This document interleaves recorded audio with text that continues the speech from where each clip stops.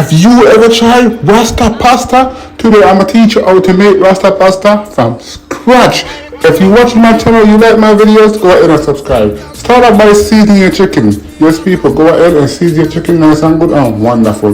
Then go ahead and add some water to your pot, add some salt to your pot, add in the pasta and let it go on. In the meantime, go ahead and fry up your chicken people. Yes people, nice and good and wonderful. Then I go ahead and add some butter to my pot. Then I add some onions, some peppers. Yes people. Then I go ahead and add some seasoning to that. Nice and good and wonderful people. So we eat and found here some chicken broth.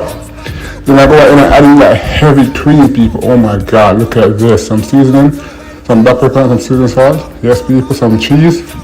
And go ahead and put in your pasta. Oh my god, some chicken. Let's go ahead and put the chicken in. Oh, look at that. So good, so amazing. Oh my god, look at that. Until next time, like, comment, share, and most definitely follow on this video.